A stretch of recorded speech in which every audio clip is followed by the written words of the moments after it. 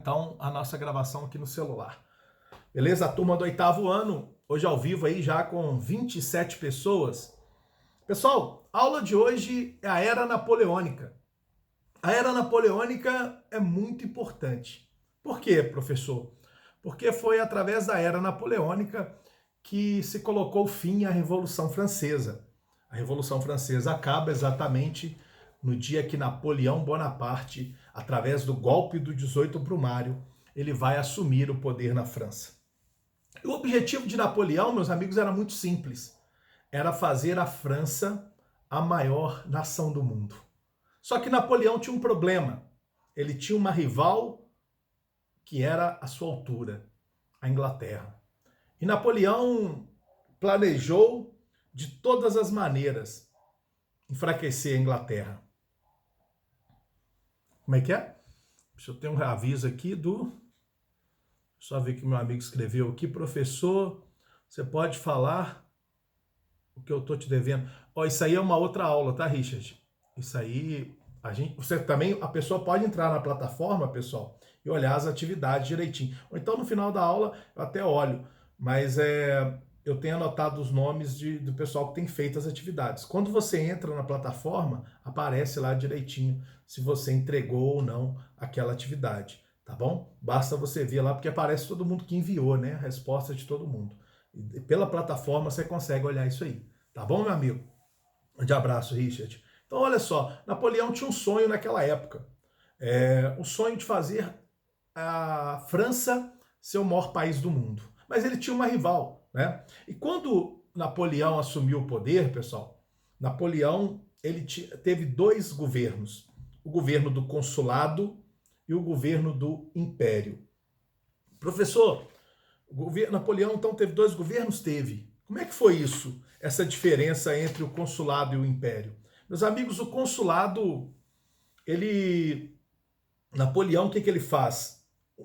No primeiro momento, no governo consulado, Napoleão queria arrumar a casa, queria organizar a França, fazer da França um país forte, né? Para isso ele cria o Banco da França, ele cria uma nova moeda, que é o franco, ele vai estimular, por exemplo, a produção agrícola, ele vai estimular a economia francesa, que vai responder e vai crescer rapidamente, ele vai criar o Código Napoleônico, as leis, né? Que dizia que todos eram iguais perante a lei, lá da Revolução Francesa, que dava direito à propriedade privada, abolia, né, a escravidão, a servidão nas colônias. E Napoleão, nessa época, domina dois importantes territórios. Ele consegue dominar a Bélgica e a Holanda. E veja bem, Napoleão faz um plebiscito. E a palavra plebe significa povo, cita decisão. E nesse plebiscito, Napoleão perguntava ao povo se o povo queria que ele fosse imperador da França. Um detalhe, na cédula para responder, só havia a opção sim. Significa o quê? Que Napoleão venceu o plebiscito e se tornou, então, o resultado foi a aclamação de Napoleão Bonaparte como imperador da França. Então começava o novo governo de Napoleão, que era o Império Napoleônico. Meus amigos, o Império Napoleônico durou de 1804 até 1815.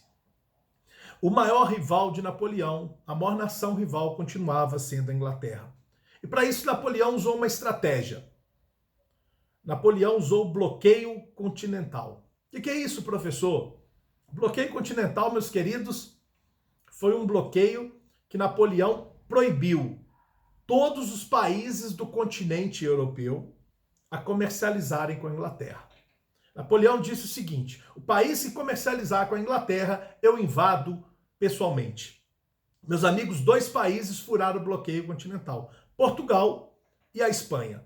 Portugal e a Rússia, desculpa, Portugal e a Rússia. A Espanha também, porque Napoleão acabou invadindo a Espanha. Então, para chegar a Portugal, Napoleão foi à Espanha, destronou o rei Fernando VII e colocou o José Bonaparte, o irmão dele, como rei da Espanha. E chega a Portugal. Por isso que a família real vai vir para o Brasil, correndo para o Brasil, com medo das tropas de Napoleão. E na Rússia, gente, Napoleão vai pessoalmente. Napoleão vai à Rússia com um exército de 600 mil homens. Ele queria acabar com a Rússia. Só que, na época, o imperador, o czar, né, que governava a Rússia, Alexandre I, ele vai usar uma estratégia chamada de terra arrasada. O que é isso? Os russos, eles começaram a sair de onde moravam e a ir para o interior da Rússia. E quando eles saíam da onde eles moravam, eles destruíam a plantação, eles destruíam as casas para que os franceses não encontrassem nem abrigo nem comida. Por isso a estratégia deles vai ser a estratégia de terra arrasada. Incendiavam vilarejos, né? E a França pegou na Rússia, gente, um dos invernos mais rigorosos da história. Só para você ter uma ideia, Napoleão perdeu a batalha para o general Inverno. Naquela época, Napoleão foi à Rússia com 600 mil soldados. Morreram 300 mil soldados. 300 mil só de frio e fome. Napoleão perdeu a metade do exército e teve que voltar para casa. E ele acabou se rendendo e foi preso na ilha de Elba. Essa ilha ele consegue fugir. Ele volta para a França, reorganiza o exército, é o chamado governo dos 100 dias, né? E ele já parte para enfrentar a Inglaterra. E vai ter uma batalha chamada Batalha de Waterloo, em 1815, e os ingleses acabam, junto com os russos, né, os austríacos, os prussianos, eles acabam vencendo os franceses. E Napoleão vai ser preso na ilha de Santa Helena, uma ilha do Atlântico, né, próximo ali ao continente africano, levado para a ilha de Santa Helena, onde ali ele vai morrer. Ele vai ficar preso até a sua morte. Meus amigos, logo depois da morte de Napoleão, em 1815 a 1816, teve uma reunião muito forte na Europa de vários países, chamado Congresso de Viena. O objetivo do Congresso de Viena era devolver aos países que tinham sido invadidos por Napoleão as suas monarquias de volta. Napoleão tinha tirado os reis do poder, o rei da Espanha, o rei da Bélgica, né, da Holanda. Então, eles pregavam o princípio da legitimidade. E da legitimidade e da restauração, esses reis que estavam no poder antes de Napoleão tirá-los, eles tinham direito a voltar ao poder. E o Congresso de Viena defendia, então, a volta da monarquia absolutista, a volta desses reis absolutos aos lugares onde eles estavam antes da chegada de Napoleão. Aí você vai falar assim, professor, mas se algum país não aceitasse isso, a volta daquele rei? Meus amigos, para isso, a Rússia, a Prússia e a Áustria criaram a Santa Aliança. A Santa Aliança era uma aliança armada, com o objetivo de promover mobilização militar, caso algum país violasse a decisão do Congresso de Viena. Então, se o Congresso de Viena mandou o rei, por exemplo, da Bélgica, o rei da Espanha voltar ao lugar, e alguém na Espanha não aceitasse, sofreria uma invasão da Santa Aliança. A Santa Aliança era, meus amigos, naquele momento, uma aliança militar. O objetivo era garantir as decisões do Congresso de Viena. Pessoal, tem alguém com o áudio aberto? Tá dando eco, por favor? Vou pedir para fechar o áudio, por favor. Estela Monteiro.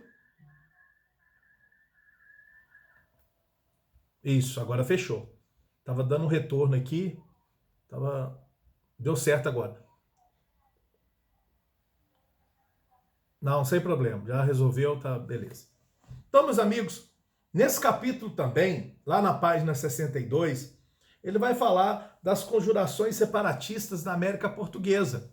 Porque você vai falar assim, professor, as ideias iluministas influenciaram aqui na América? Influenciaram, né? Claro, você tem Confidência Mineira, você tem a Conjuração Baiana. Veja bem que a Confidência Mineira é no mesmo ano da Revolução Francesa, 1789, só que ela aconteceu antes. Mas tanto em Confidência Mineira como em Confidência Baiana, ou Conjuração Mineira, ou Conjuração Baiana, tanto faz, né? Elas tiveram, naquele momento, influência da Revolução das ideias iluministas, né? Pode perguntar, pode perguntar. Eu vi que pediram aí a pergunta. Quem é? A Ana Flávia? Oi, Ana Flávia, tudo bem? Pode perguntar, minha querida.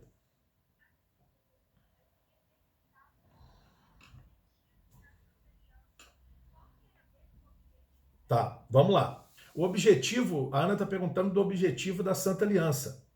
Era o seguinte: a Santa Aliança foi criada para promover, olha só, para manter as decisões do Congresso de Viena, correto? O objetivo dela, então, era promover uma mobilização militar, caso algum país violasse as decisões do Congresso de Viena. Vou repetir. O objetivo da Santa Aliança era promover uma mobilização militar, caso algum país violasse as decisões do Congresso de Viena. Tranquilo, Ana? Maravilha. Né? Deu para pegar aí? Muito obrigado pela participação. E, meus amigos, como eu disse para vocês, aqui no continente americano, a coisa não foi diferente, né? O pau quebrou também. A situação foi bem complicada aqui no continente americano, principalmente no Brasil, porque as ideias iluministas colocaram fogo aqui na cabeça das pessoas que também sonharam com essa ideia de liberdade, de igualdade e de fraternidade. O que a Inconfidência Mineira e a Baiana vai diferenciar das outras rebeliões do período colonial? Primeiro, são duas rebeliões de caráter separatista. Tanto a Inconfidência Mineira como a Inconfidência Baiana queriam separar o Brasil de Portugal.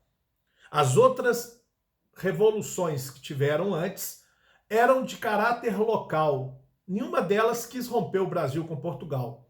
Mas a Inconfidência Mineira e a Baiana necessariamente queriam separar o Brasil de Portugal. Então eram chamadas revoltas separatistas. Meus amigos, a Inconfidência Mineira, ela aconteceu por causa dos altos impostos. Teve um dia que o rei, ele ia proclamar a derrama. O que era a derrama, professor? A derrama era a cobrança de impostos atrasados. E através da derrama, o rei invadia a casa das pessoas. Quando a pessoa não tinha dinheiro para pagar o imposto, ele levava toda a riqueza, até mobiliário que a casa tinha, para poder pagar os impostos. Então todo mundo temia o dia da derrama. E os inconfidentes, a elite mineira, né, jornalistas, advogados, padres, eles vão se reunir e vão dizer o seguinte: vamos fazer uma revolta no dia da derrama. Por quê? O povo vai estar revoltado e a gente faz o povo se revoltar contra os soldados e a gente vence essa batalha, prende os soldados e vamos tomar o poder aqui e separar o Brasil de Portugal, ou Minas Gerais de Portugal. A ideia era essa, né? Só que o movimento foi delatado. Teve um cara chamado Joaquim Silvério dos Reis. Esse cara tinha uma dívida alta com Portugal e ele procurou, na época, os oficiais portugueses e disse o seguinte: ele tinha uma delação para fazer, ele queria contar uma coisa, mas ele queria saber se ele contasse, ele seria perdoado.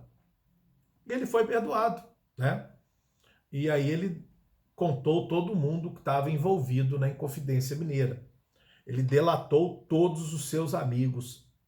E Tiradentes, todos eles foram presos, mandados para fora do Brasil, prisão lá na África, né? E o Tiradentes não, o Tiradentes foi enforcado e ele foi também esquartejado. O corpo dele foi dividido em 4 partes, para servir de exemplo para que ninguém tentasse mais uma vez separar o Brasil de Portugal. Então, por causa dos altos impostos, os mineiros, Tiradentes sonha com a liberdade, mas na verdade ela não aconteceu. Meus amigos, a Inconfidência Baiana acontece 10 anos depois, em 1798. Né? As tensões na Bahia vão crescer muito, principalmente quando a capital deixou de ser Salvador, né? Passou a ser o Rio de Janeiro. e aí você tem os baianos inconformados, e eles faziam naquele momento um movimento de caráter popular. Diferente da Inconfidência Mineira, quem participou da conjuração baiana eram pessoas muito simples. Eram pessoas, por exemplo, escravos, eram escravos libertos, eram soldados, eram alfaiate, ou seja, pessoas muito simples, né? E por isso o movimento ficou conhecido também como Revolta dos Alfaiates, porque uniu um grupo de pessoas muito simples do Brasil, né, com o desejo de promover a independência do Brasil. Aí você vai perguntar, professor, a Conjuração Baiana conseguiu separar o Brasil? Não. Meus amigos, o resultado da Inconfidência Baiana foi muitas prisões, alguns conspiradores foram enforcados, como, por exemplo, João de Deus, Manuel Faustino e Luiz Gonzaga. Foram enforcados, tiveram a pena de morte, para também servir de modelo para que ninguém mais tentasse separar a matéria do Brasil, o Brasil de Portugal. Eu vi aqui uma pergunta no chat, prestando atenção aqui. Pessoal, então isso é Inconfidência Mineira. O Arthur que perguntou, né? O Arthur perguntou, Frâncio, essa parte do livro cai no simulado? Não cai não, Arthur. Você não chegou a olhar lá na plataforma a matéria do simulado? O professor Frâncio colocou lá, tá bom? Não cai não. Isso aqui, esse pedaço aqui, não vai cair na prova. Eu já tinha falado isso com vocês antes, né? Podem ficar tranquilos que era napoleônica, não cai. Cai até a Revolução Francesa, tá bom? Mas o período napoleônico não cai na prova. Exatamente, meus amigos. A verdade vai cair até a página 58, como eu escrevi lá na plataforma. Se vocês forem lá, vai estar tudo direitinho lá registrado, tá bom? Oi, pode perguntar. Quem está falando?